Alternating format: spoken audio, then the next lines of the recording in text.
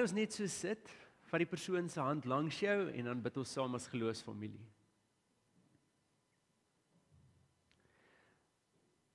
Here, dankie dat U ons vergewe. Dat vergifnis deel is van U liefde vir ons. Dankie dat ons nie alleen is nie en dat ons daarvan kan verseker wees. Terwyl ons hier vanoggend sit, Here, vra ons dat U ons harte sal oopmaak, ons ore sal spits. Mag die woord wat vandag vassteek, werklik vrug dra in ons lewens. Mag hierdie saad op goeie grond val. Maak ons ontvanklik om te hoor dit wat dalk ongemaklik is om te hoor. Dit wat dalk van ons iets meer gaan vereis as net om eenvoudig te hoor. Gee ons die moed en die energie, die krag, maar ook die wysheid om dit wat ons vandag hoor by U toe te pas. Ons vra, Here, nie ons wil nie, maar U wil alleen. Amen.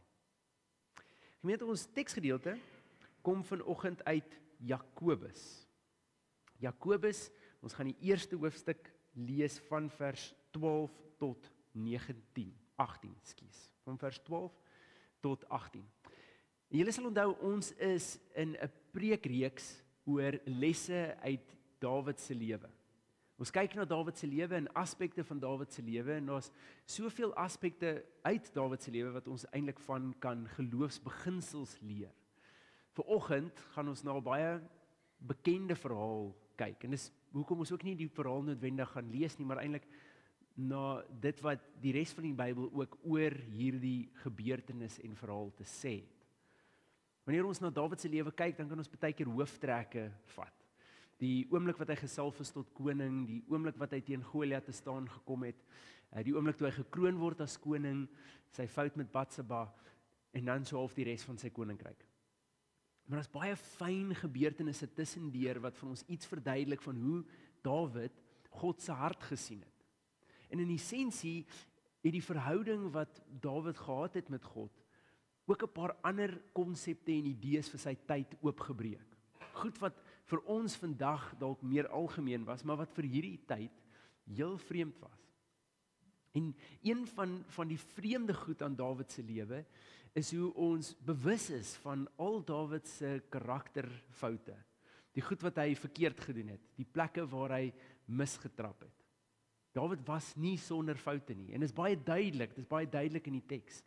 Dis nie net een keer wat Dawid 'n fout maak nie, daar's 'n paar geleenthede waar Dawid redelike ernstige foute maak. En ten spyte van al hierdie word Dawid genoem 'n man na God se hart. Iets wat ons nie sou verwag nie, want ten minste wanneer ons na geloof kyk, dan verwag ons 'n stukkie perfeksie, nie waar nie. Dis dalk ook die rede hoekom ons baie keer na gelowiges kyk en sê hierdie is nie 'n goeie voorbeeld nie. Of in kerke sit en na die mense om ons kyk en dan sê, wel, ek voel amper nie lus om kerk toe te kom nie, want kyk wie sit hier. Dit is ook baie keer die geval dat mense wat nie noodwendig glo nie of nie erns maak met geloof nie sê, ons wil nie gelowiges wees nie, want kyk hoe is die gelowiges. So vanuit hierdie verwag ons altyd 'n stukkie perfeksie, maar Dawid was nie perfek nie. Dit was alles behalwe perfek. Daar word nou om verwys in tekste in die Bybel en in Israel se geskiedenis as een van die beste konings wat hulle gehad het. Na Dawid vergelyk die Bybel altyd en hierdie koning was amper soos Dawid, of dat die teks eenvoudig die koning se foute uitwys en sê en daar was niemand soos Dawid in Israel nie. En so Dawid word so half 'n maatstaf. Maar is nie oor alles wat hy perfek en reg gedoen het nie. Hierdie gaan oor 'n man na God se hart. En dit beteken daar's aspekte in sy lewe waaruit ons kan leer van sy verhouding met God wat dit so uniek en besonders gemaak het. Vandag kyk ons juis na versoeking en vergifnis. Dalk 'n tema waaroor ons nie altyd wil praat nie. En as ons die woord versoeking gebruik, dan is die slang in 'n appelwolk wat jy onmiddellik in gedagte het. Wat ook al jy aan hierdie koppel, versoeking en vergifnis, wil ek jou vanoggend uitdaag om so 'n bietjie in Dawid se skoene te klim. Dit te beleef deur sy oë en dan te kyk na jou eie lewe. Maar vir vandag gaan ons net eers begin by ons teks. En in Jakobus word hierdie idee van versoeking en hoe dit funksioneer in ons geloofslewe baie meer duidelik gemaak. So kom ons begin by ons teks. Jakobus 1 van vers 12 tot 18. Dit sê: Gelukkig is die mens wat in versoeking standvastig bly. As hy die toets deurstaan het, sal hy as oorwinningsprys die lewe ontvang wat die Here beloof het aan die wat hom liefhet. Iemand wat in versoeking kom, moet nooit sê ek word deur God versoek nie. Want God kan nie verlei word nie en self verlei hy niemand nie. Maar 'n mens word verlei deur sy eie begeertes wat hom aanlok en saamsleep. Daarna as die begeertes bevrug raak, bring dit die sonde voort. En as die sonde ryp geword het, loop dit uit op die dood. Moenie julle self mislei nie, my liewe broers. Elke goeie en elke volmaakte gawe is 'n geskenk van bo. Dit kom van die Vader wat die hemelliggame geskep het, maar wat self nie soos hulle verander of verduister nie. Omdat dit sy wil was, het God ons deur die woord van die waarheid tot die lewe gebring, sodat ons, om dit so te stel, eerstelinge kan wees van alles wat hy geskep het. Ons lees net tot sover. Versoeking is iets wat ons almal goed ken. En as jy dit moet definieer, dan definieer die Oxford Woordeboek dit so 'n bietjie in die sin dat dit is iets waartoe jy 'n baie sterk drang of begeerte het om te doen en dat hierdie nie altyd voordelig, wys of reg, moreel sou wees nie. So is iets wat jy graag wil doen, maar wat nie noodwendig vir jou voordeel inhou nie. En is baie interessant, want wanneer ons daarna kyk, is dit so amper teenstrydig teen ons menslike natuur. Mens wil gewoonlik iets doen wat vir jou goed is. 'n Versoeking is juis iets wat nie heeltemal vir jou goed is nie, maar die negativiteit daar agter, die negatiewe impak daar agter word verbloem deur 'n oomblik se tevredenheid, of 'n oomblik se genot, of 'n oomblik se bevrediging. En so, dis wat versoeking so moeilik maak. Maar ek wil nie graag hê as ons vanoggend praat oor versoeking, dat ons net vashak by die spottende uiterste of die ernstige uiterste nie. Want ons kan partykeer dit net in 2 kategorieë plaas. Die een kategorie is waar ek seksueel versoek word en dis 'n uitdaging op sy eie. En die ander ene is waar ek versoek word deur sjokolade terwyl ek eintlik dit nie moet eet nie. En ek wil nie ons moet vashak in hierdie 2 kante nie. Vir 'n oomblik, as dit alles waar jy vas sit op wat versoeking is en wat versoeking in jou lewe is, dan wil ek hê, sit dit dalk ook vir 'n oomblik langs jou, want ons sal dit vir 'n oomblik herbesoek. Versoeking in die Bybel gebeur in 2 verskillende maniere. Die eerste manier is natuurlik waar ons gelei word na versoeking. Dis nie God wat ons versoek nie, maar die Heilige Gees lei ons in 'n spasie waar versoeking plaasvind. En 'n voorbeeld daarvan is Jesus. Die teks sê Jesus was in die woestyn ingelei deur die Gees om versoek te word. En in hierdie geval was die duiwel die een wat die versoeking gedoen het, altyd die geval, want God versoek niemand nie. Maar wat hier anders is dat vandat Jesus sy voet in die woestyn gesit het, het hy eintlik die oorhand gehad. Die versoeking wat in sy rigting gekom het, het vir ons iets uitgebeeld van Jesus se menslikheid, God se genade daarin, en die vermoë wat Jesus kon wys om ten spyte van sy menslikheid vas te hou aan God se woord. Dit het 'n voorbeeld geword. Maar die versoeking was nie van so 'n aard dat Jesus dit nie kon hanteer nie, want dit was saam met die Gees. En ek gaan nou iets daaroor sê. Dawid se geval is weer 'n ander voorbeeld van versoeking. Ons almal ken die verhaal. Dawid staan op sy paleis se balkon, hy sien 'n vrou wat op die dak bad en hy kan homself nie help nie. Nooi die vrou in, gaan haal eintlik die vrou, soos wat dit maar vir meeste konings van die tyd die tradisie was. En wanneer hy dan agterkom wat hy gedoen het en dat hierdie vrou swanger is, dan moet hy probeer sy fout toesmeer. En so wat Dawid dan nou doen is, sy eerste opsie is om Uria, Batseba se man, eers te nooi om bietjie huis toe te kom rus en tyd te spandeer by sy vrou, weg van die oorlog wat aan die gang is. Maar Uria is redelik lojaal aan teenoor die manskappe en teenoor die weermag waarvoor hy veg, en so, wanneer Uria uit die oorlog uitgehaal word om tuis te kom, dan vertel dit hoe hy slaap voor die paleis se ingang.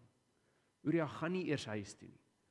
So wanneer Dawid hom dan terugstuur, dan is Dawid baie meer ernstig oor hierdie probleem. En hy besluit dan om vir Uria op die voorste linies van hierdie geveg te plaas, met die hoop dat Uria dit nie gaan maak nie. En dis dan wat gebeur. Wat Dawid indirek doen, is om iemand anders se lewe te neem, sodat sy eie fout bedek kan word. En hierdie is 'n groot uitdaging. Maar jy sal agterkom, daar's iets baie uniek aan hierdie versoeking van Dawid. En jy kan gou na die bord kyk, want die teks sal op die bord wees. 1 Samuel 11 vertel iets daarvan. Hierdie verhaal van Batseba begin so, dit sê, in die lente, die tyd waarin die konings gewoonlik optrek om oorlog te maak, het Dawid op 'n keer vir Joab en sy soldate en die hele Israel uitgestuur. Hulle het die Ammoniete verslaan en Rabba beleer, maar Dawid het in Jerusalem agtergebly. In die lente, die tyd waarin die konings gewoonlik optrek om oorlog te maak, het Dawid agtergebly. En dan speel hierdie verhaal uit.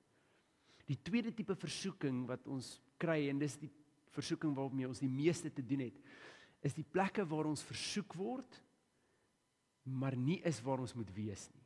Nie gefokus is op dit waarop ons gefokus moet wees nie, en nie besig is met dit waarmee ons moet besig wees nie.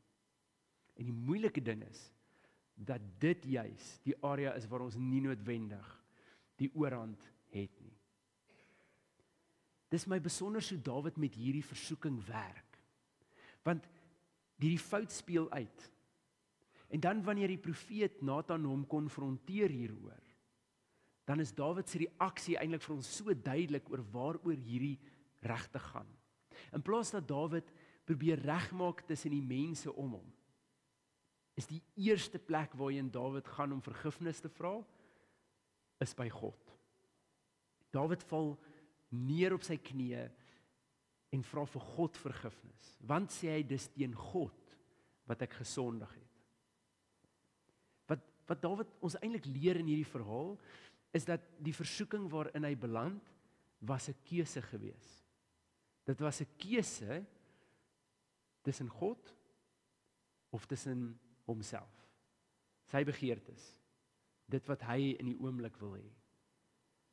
Die Bybel speel die hele tyd hierdie verhaal af, oor Israel se geskiedenis, oor die apostels, oor Jesus se lewe, speel die Bybel hierdie verhaal af, dat daar 'n keuse is, tussen dit wat tydelik is, en dit wat ewig is. 'n Keuse is tussen dood en lewe. 'n Keuse is tussen oorlog, en woede, en haat, en die wêreldse gebrokenheid teenoor God se liefde, God se vergifnis en God se genade. En die aanmoediging is die heeltyd dat ons nie dit sal kies wat tydelik is nie, maar dit sal kies wat ewig is. En dis dieselfde in hierdie oomblik. Dawid erken eintlik dat hy in hierdie oomblik, in sy oomblik van versoeking, gekies het vir iets wat tydelik is, en die oomblik geruil het vir 'n ewigheid, vir dit wat werklik waarde kon dra, vir dit wat hierna waarde kan dra. En dit is Dawid se ongemak hiermee.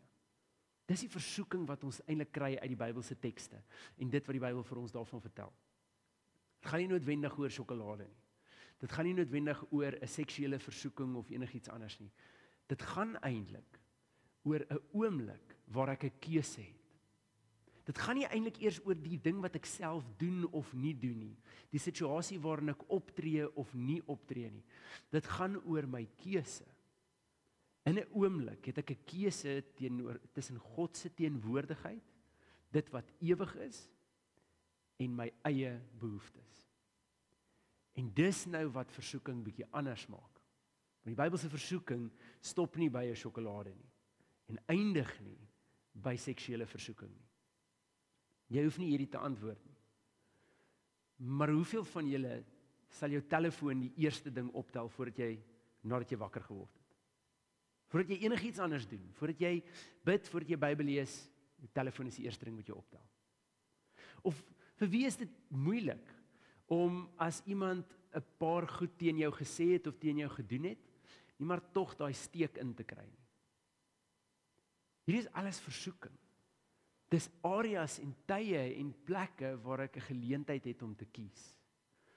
En goed, hoor my asseblief uit, hiermee sê ek nie, jy mag nie op Instagram wees of e-posse check vroeg in die oggend nie. Dis nie die doel nie. Die vraag is, vervang daai tyd saam met God.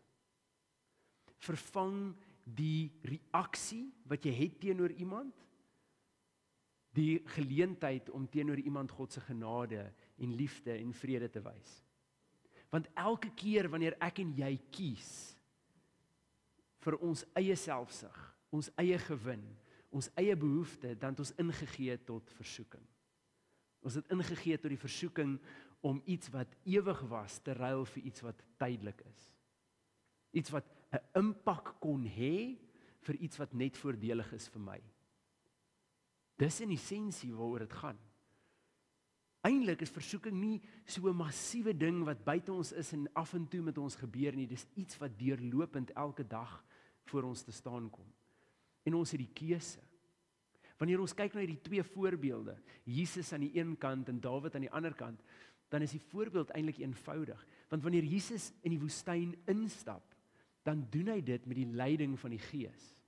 Hy's diep bewus van die Gees se leiding en teenwoordigheid. Hy's gefokus nie op homself nie, maar op dit waarmee God besig is.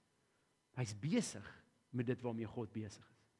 En so omdat hy in daai oomblik gefokus is op die ewige, dan word dit 'n baie maklike keuse tussen die ewige en die tydelike. In Dawid se kant is Dawid nie besig met God nie. Hy's in daai oomblik nie waar hy moet wees nie en hy's nie gefokus op dit waar hy op moet wees nie. En so wanneer versoeking dan aan sy deur kom klop, dan is dit 'n moeilike keuse. Want dan is dit moeilik om die ewige raak te sien in dit alles. Dis makliker om die tydelike raak te sien en te vergeet van die impak daarvan. En so wanneer ons gefokus is op God, besig is met God, doen wat ons moet doen in God se koninkryk, dan beteken dit nie versoeking gaan nie oor ons pad kom nie. Dit beteken net eenvoudig die besluit word maklik, die keuse word meer logies om te kies tussen die ewige of die tydelike. Om te kies tussen my oombliklike behoefte teenoor dit wat kan impak hê. En so versoeking stop nie. Dis net baie makliker om nie in die gat te trap nie. Maar goed, nou weet ons natuurlik dat dit nie altyd so eenvoudig is nie. Ons is heeltemal bewus daarvan dat ons baie maklik in die gat van versoeking trap en ons sien dit in Dawid se lewe ook. Want dan kom 'n oomblik wat die wêreld vir my net so besig raak. Dis of werk, of familie, of vriende, of verhouding, of wat ook al die geval mag wees, wat net so alles vat. En tussendeur sukkel ek om tyd te maak vir God, en sukkel ek om gefokus te bly op wat eintlik my doel is, of my roeping is, en waar God my kan gebruik. Ek probeer eintlik net van dag tot dag oorleef en deur die dag kom. En so ergens tussendeur dit, dan val ek in 'n versoeking. Dit kan 'n gewoonte wees, dit kan 'n oomblik wees, dit kan 'n reaksie wees teenoor iemand wat iets gesê het. Dit kan 'n gebruik word wat my net eenvoudig wegvat van God. Want wat ook al ek dan nou kies, bo God, wat ook al ek kies vir eie bevrediging, wat nie tot voordeel is van my verhouding met God nie, is nie op die ou en sonde. En dit hoef nie altyd net 'n seksuele ding te wees nie. Dit kan regtig die manier wees hoe ek oor mense dink. Die manier hoe ek oor goed wat in my dag gebeur het en mense wat goed gesê het, aanhou maal. Die manier hoe ek probeer mense terugkry vir wat hulle gesê of gedoen het. My manier kies om my eie sin te kry, of dit by die werksplek is of in verhoudings. Dalk tye waar ek eenvoudig myself besig hou met werk of ontspanning of vermaak en net eenvoudig nie tyd maak vir God nie. Dit raak dan moeilik om regtig te kies tussen dit wat saak maak en nie wat saak maak nie, as ek nie gefokus is op God nie. En so die uitnodiging is eintlik, wanneer jy nie is waar jy moet wees nie, dan gaan versoeking uitdagend wees. Terwyl wanneer jy gefokus is op dit waarop God gefokus is, sensitief is vir die leiding van die Gees, dan gaan dit makliker wees om tussen hierdie goed te onderskei, om nie in te gee tot versoeking nie. Maar wanneer ons doen, soos wat Dawid het, is daar implikasies. En die een ding wat ons vanoggend moet verstaan uit hierdie verhaal, en uit dit wat ons sien in Dawid se lewe, is dat ons nie vergifnis en oorsake met mekaar moet verwar nie. Want ons dink soms dat wanneer ons vergewe is, daar nie oorsake is vir dit wat ons gedoen het nie. Dat daar nie gevolge is op dit wat volg nie. In realiteit is God baie vinnig om Dawid te vergewe. Want wat God wil hê, is Dawid. Niks anders nie. Daar's nie 'n sin daarin om hom te straf nie. Daar's nie sin daarin om hom te laat martel en te laat ly verlang nie, want dis nie wie God is nie.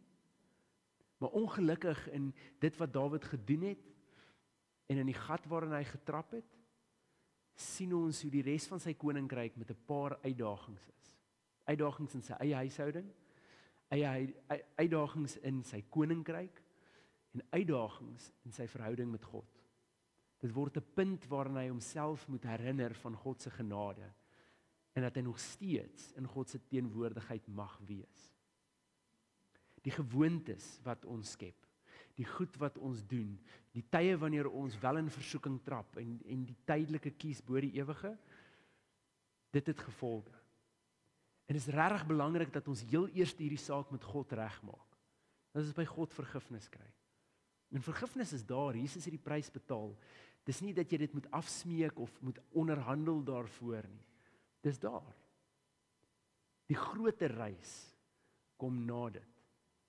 Wanneer ek en God nodig het om 'n pad te stap oor die areas waar ek so fout gemaak het, dat dit my lewe begin verander en die mense se lewens om my.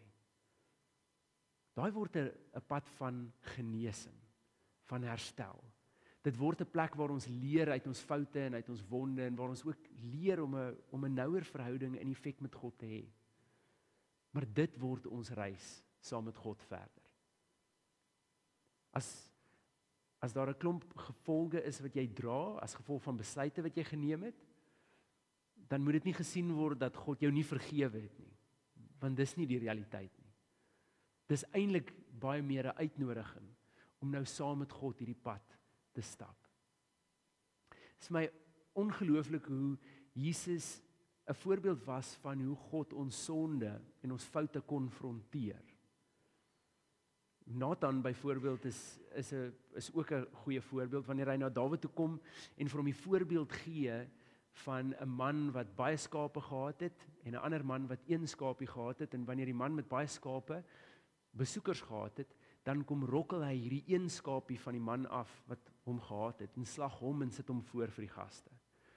En dit was so 'n metafoor om vir Dawid te sê, dis hoe God dit wat jy nou net gedoen het, sien. Wanneer Jesus by die put sit en 'n vrou kom skep water, sal jy oplet, daar is ook niemand rondom hom nie. Baie soos wat Nathan met so 'n bietjie van 'n gelykenis met Dawid gepraat het, sodat Dawid verstaan waaroor dit gaan en nie wie nog in die paleis is in daai oomblik nie. Op dieselfde manier gaan sit Jesus by die put, en wanneer daar niemand om hom is nie, dan begin hy met hierdie vrou praat. En wys hy uit dat waarmee hy besig is, nie in God se wil is nie. God het 'n baie sagte manier om met my en jou foute te werk. Dis nooit die doel om dit aan die groot klok te hang nie. Ek dink dis een van die goed waarin ons in God moet rus. Is dat wanneer ek my fout gemaak het, wanneer ek in versoeking geval het, wanneer ek gewoontes en dinge aangeknoop het wat net eenvoudig skadelik is, of wel gereageer het, nie vanuit 'n plek van liefde of vergifnis of geduld nie, dan is dit die goed wat ek na God toe moet vat. En God werk ook sag daarmee, want daar is vergifnis daarvoor. Maar ek het juis nodig om by God uit te kom daaroor, sodat ons saam 'n pad kan stap oor wat ook al hierna mag kom. Want wat hierna mag kom is nie altyd iets wat ek self kan hanteer nie. Ons sal volgende week juist bietjie kyk na hoe Dawid hierdie spanning hanteer het. En nog steeds God se wil gesoek het ten spyte van groot uitdagings. Ons word nie verwag van om perfek te wees nie. God verwag nie van jou om sonder foute te wees nie. Trouwens, God is heeltemal bewus van die foute wat jy nog gaan maak, waarvan ek en jy nie eers nog weet nie. Die goed dalk wat ons self sê, soos Petrus, Here, ek sal saam met U sterf, ek sal getrou bly aan U. En Jesus sê vir Petrus, eintlik is die realiteit dat jy my nog 3 keer gaan verraai voordat môreoggend se sonsopkoms werklik gebeur. Op dieselfde manier soos wat God ons foute ken, het God ook die prys daarvoor betaal. Jesus se kruisiging was volledig vir al hierdie. So die eintlike vraag dan, wanneer ek en jy te staan kom voor hierdie besluit, die ewige teenoor die tydelike, God se wil teenoor my behoeftes, en ons kies myself en die tydelike, dan is dit wat hierna kom, nie die einde van my verhouding met God nie. Dis eintlik weer 'n uitnodiging om opnuut saam met God 'n pad te stap. Waar gaan ons van hier? En dit is wel vir my interessant. As mense kan ons baie keer mekaar nog kwaadlik hou. Ons is lief daarvoor om terug te gaan in tyd. As ons in sekere situasies gevang is, dan sit ons, ja, dit is omdat jy dit, dat in die volgende gedoen het. Of ek onthou nog dit, dat in die volgende, van wat jy gedoen het of verkeerd gedoen het. En God funksioneer nie op dieselfde manier nie. God is nie van plan om jou terug te vat in jou foute, jou te herinner daaraan nie. Dis gewoonlik wat die vyand doen.